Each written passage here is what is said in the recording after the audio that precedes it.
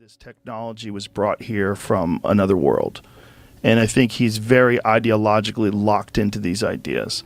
And I think a much more compelling idea is that there were very advanced cultures for some reason 10,000 years ago, whatever it was, whatever the year was where they built some of the insane structures. It's 4,500 years ago, they roughly think the pyramids were built. Like whatever the fuck was going on there, I think those were human beings. I think those were human beings in that place, in that time. And I think they had some sort of very sophisticated technology that was lost. And things can get lost. Things can get lost in cataclysms. Things can get lost in... They can get lost in disease and famine, and there's all sorts of war, all sorts of reasons. The burning of the Library of Alexandria, there's all sorts of ways that technology gets lost forever. And you can have today someone living in Los Angeles in the most sophisticated high-tech society the world has ever known, while you still have people that live in the Amazon that live in the same way that they have lived for thousands of years.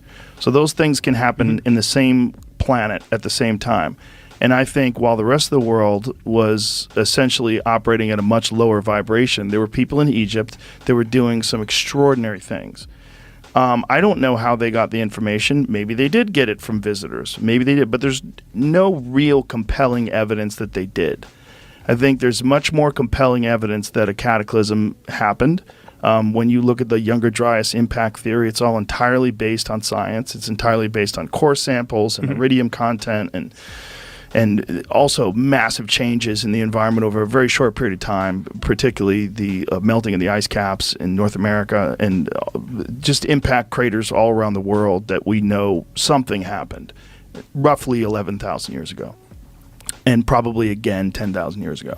I think it's a regular occurrence on this planet that things go sideways and there's massive natural disasters, and I think that it's very likely that... There's the Bronze Age civilization collapse somewhere in the mid-12th century BC, and probably the in some ways the one in which we have the best history is the fall of the Roman Empire, which was obviously the culmination of the classical world, and it's somehow extremely unraveled. So I think my view on it is probably somewhere between yours and the Von Daniken? No, not Von Daniken. I'm more on the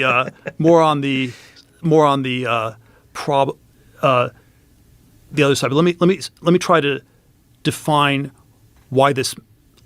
We can probably agree on why this is so important today. This is not just of antiquarian interest, and the reason it matters today is because the alternative. If you say civilization has seen great rises and falls. It's gone through these great cycles. Maybe the Bronze Age civilizations were very advanced, but someone came up with iron weapons. So there was just one dimension where they progressed, but then everything else they could destroy. And so, the fall of the Roman Empire was again this pretty cataclysmic thing where there were diseases and then there were political things that unraveled, but somehow, it was a massive regression for 400, 500, 600 years into the Dark Ages, and the sort of naive, the progressive views, things always just got monotonically better, and there's sort of this revisionist, purely progressive history where even the Roman Empire didn't decline, and even this one sort of stupid way to quantify this stuff is with pure demographics. And so it's the question, how many people lived in the past?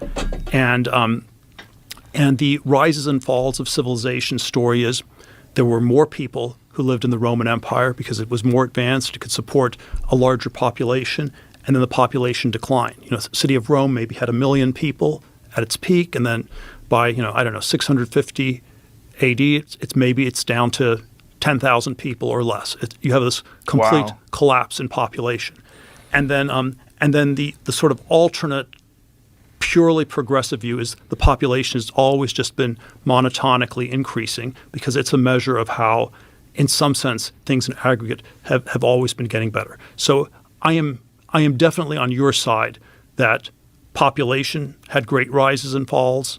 Civilizations had great rises and falls. And so that part of it, I agree with you, or even, some variant of what Hancock or von Daniken say. The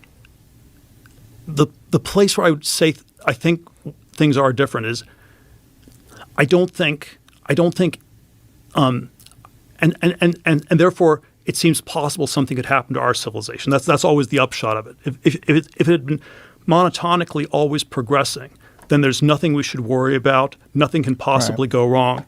And then certainly the thing, the sort of alternate Hancock, von Daniken, Joe Rogan history of the world tells us is that we shouldn't take our civilization for granted. There are things that can go really haywire. I agree with that. The one place where I differ is I do think our civilization today is on some dimensions way more advanced than any of these past civilizations were. I don't think any of them had nuclear weapons. I don't think any of them had, spaceships, or anything like that. And so the failure mode is likely to be somewhat different from these past ones. Yeah, that makes sense. I think technology progressed in a different direction. That's what I think. I think structural technology, building technology, had somehow or another achieved levels of competence that's not available today. When you look at the construction of the Great Pyramid of Giza, there's 2,300,000 stones in it. The whole thing points to due north, south, east, and west. It's an incredible achievement. The stones, some of them were moved from a quarry that was 500 miles away through the mountains. They have no idea how they did it. Massive stones. The ones inside the king's chamber, where they're like the biggest ones are like 80 tons. It's crazy. The whole thing's crazy. Like, how did they do that? Like, whatever they did without machines, supposedly. They did without the use of the combustion engine. They didn't have electricity. And yet they were able to do something that stands the test of time, not just so you could look at it. Like you can go to the Acropolis.